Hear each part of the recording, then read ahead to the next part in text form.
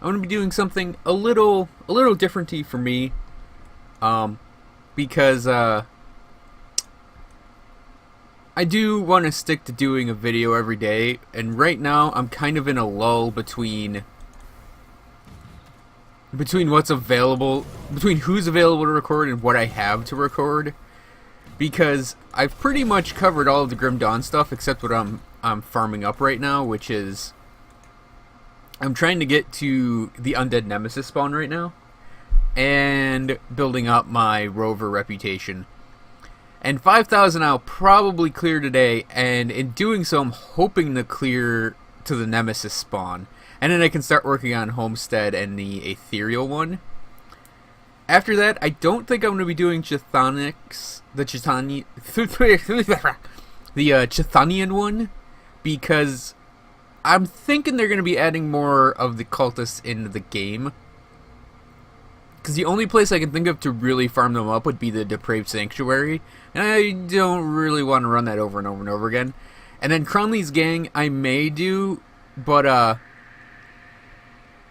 they're only in that one spot as well. There's just a lot more of them, so we'll see about getting that nemesis spawn. But I definitely am going to go for the undead and ethereal ones for now.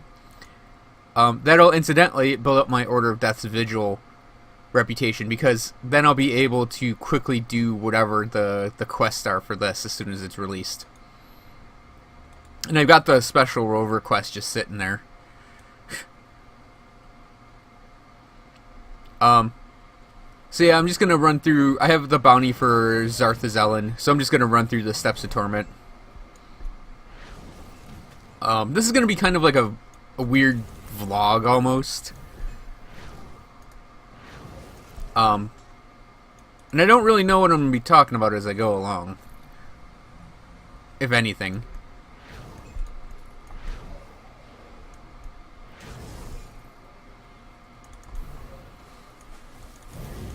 I've had a couple gearing changes on this guy. I finally got an Aether Lord Signet to drop naturally instead of having to trade for it, and it was actually I went and I was doing the bounty for Alcamos just to see if it was worth doing, and it kind of isn't. But it's like 500 reputation, which is a lot, but it does require going through Gates of Anguish, all the way through the Gates of Anguish. I mean, that's not terrible. It's just I died twice doing it, so it's like that means I had to do this 3 times in order to get to him and get that bounty done. Damn it. So it's like I should have just. Well, I mean, I wanted to do it out of curiosity, but I don't know if I'm ever gonna really do that bounty again. Oh, hello. Did I just see like a flaming skull shoot past point blank at the screen?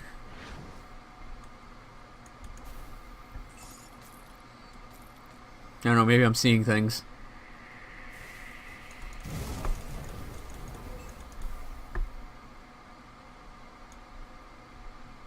No? No? Guess not. Yeah, you can kind of tell I've been doing this a lot, because I'm like, okay, there's some undead will pop up. No? Okay. You do get, like, those 3 giant chests at the end of Gates of Anguish, though, which does kind of make it worth it in terms of farming. But just for reputation's sake, I don't know if I'd actively seek to do the Alcamos bounty.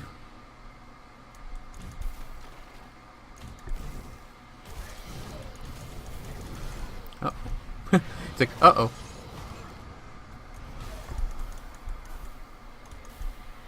Did they run in the other room thinking they'd get in here?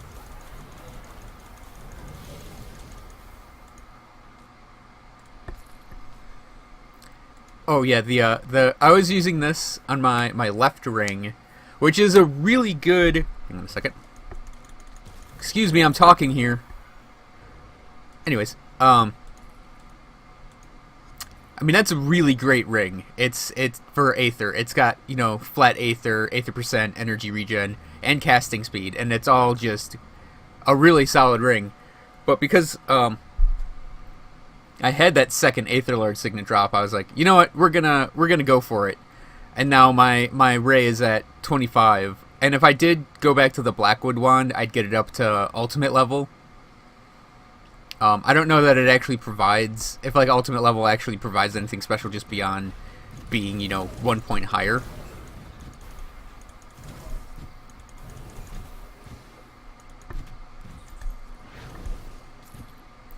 And the 2 points for Albrecht's Aether Ray, just to give an idea of how much more that is to the actual Ray's damage, it's about 1,000 points more. I'm effectively dealing about 1,000 points more with the Ray than it was before. Yeah, and it does mean I'm not doing as many Kalidor's Tempests, but that's fine because I want the Ray to be as strong as possible. Even though it does cost, technically now, 725 per tick, it's worth it because it's just a ton of damage just coming out of the Ray.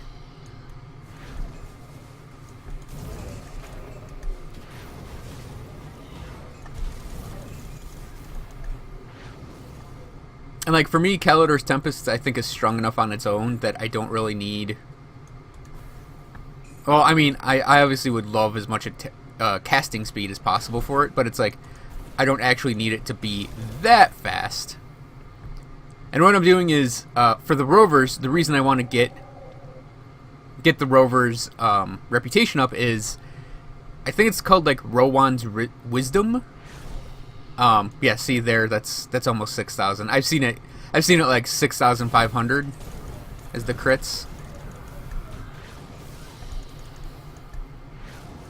Yeah, 6,500. For the beam, that's just insane to me. Because I know you can get like what, 25,000 as a crit with like a guy with a two-hander, but it's like that's a guy with a two-hander building on physical and pierce and probably internal trauma, and it's like, and it's one target. The beam is just this line of that amount of death. And it did do build changes, technically. I'm kind of debating posting, doing a post on the official forums in the guide section for the Aether Ray guy, and I may do a video that kind of redoes the build 25 video I did before.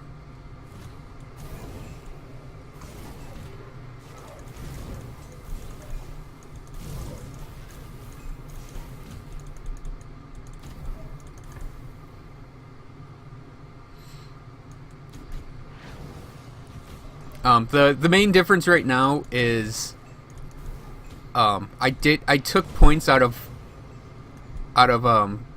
actually Kalidor's Tempest and Disintegration and I think I took a point out of Mir Varaktes, even though I might actually have it go back to being a 1-point wonder on my bar, because okay,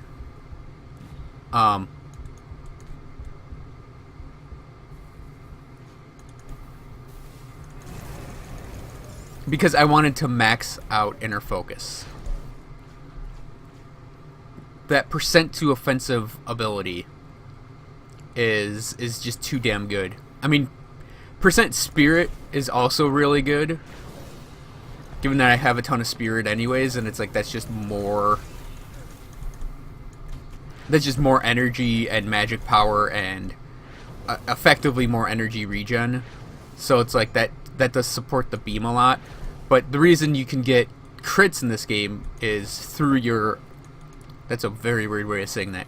The way you get crits in this game is through offensive ability. So, the beam has, that nice 70% crit damage on it. And it's like, I want to have that be a thing it's using. I want to obviously max out what my beam can do. So I went with the...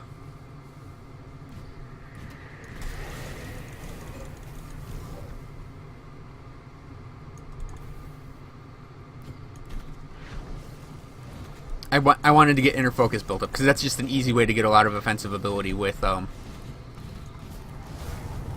occultist. Oh, Deathbolt archers. There's like 10 of them. Jeez. We got one more down here. I'm actually kind of surprised I survived that. Yeah, Deathbolt archers are the bane of my existence in this area.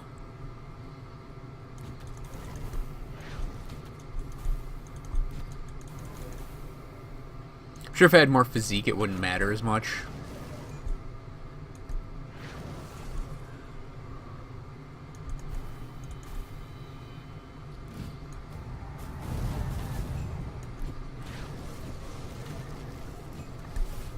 They are almost always the first thing I'll go for in a room.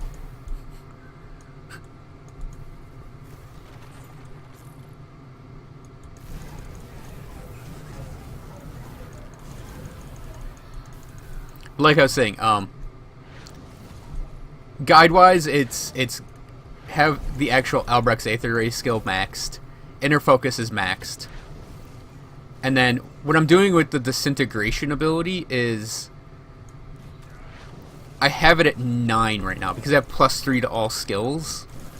All Arcana skills, that is.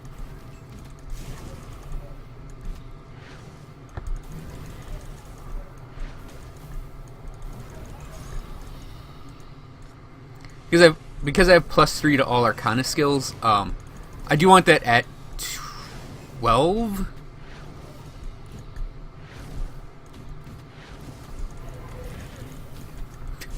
Man, this is one of the few problems with it right now is if you end up just fighting a very long string of guys and you beam a lot, it does take your energy away.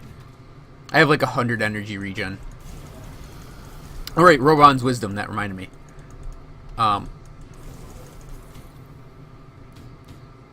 Get the food ration, you need it. You were hungry.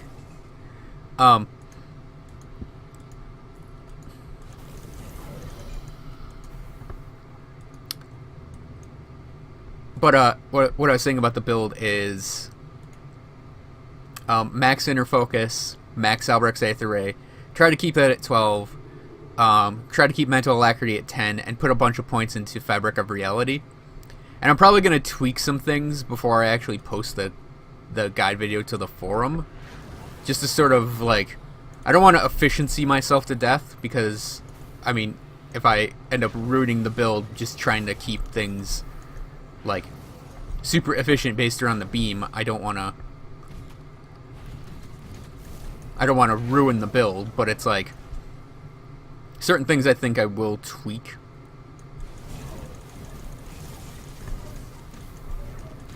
And I actually want to get to having Rowan's Wisdom out before I do the guide, so I want to get this reputation built up. And what it is it's percent elemental damage, energy regen, and energy. And I think it's actually going to be I actually think it's going to be a better option than way to stand in the fire. Because they just had to put a pot there for me to click on. Anyways, yeah, Rowan's Wisdom, I think it's going to be better than the oddly better than the Aether slash no, open the chest. Open the chest. I actually will pick this crap up, though. I actually think it's going to be better than the Aether Vitality damage ones. Because it provides enough stuff for the Ray, while providing other things than just flat damage. And actually, I can go point it out real quick.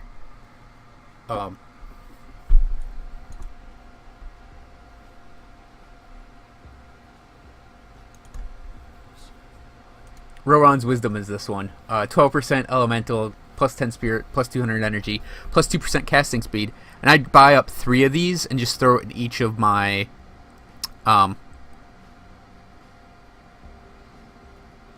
items. Only because it would up the fire damage by 36%. And Aether would go down by 35, and Vitality would go down by 20. But I'm fine with that for the most part because of the damage I have in those elementals right now. And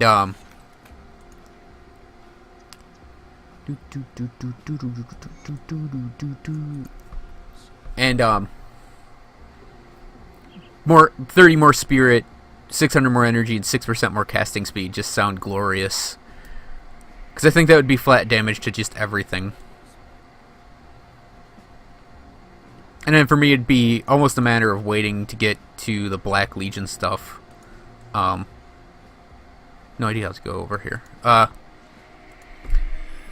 the Black Legion has an Aether augment for the weapons. For weapons and offhand, which I would go for.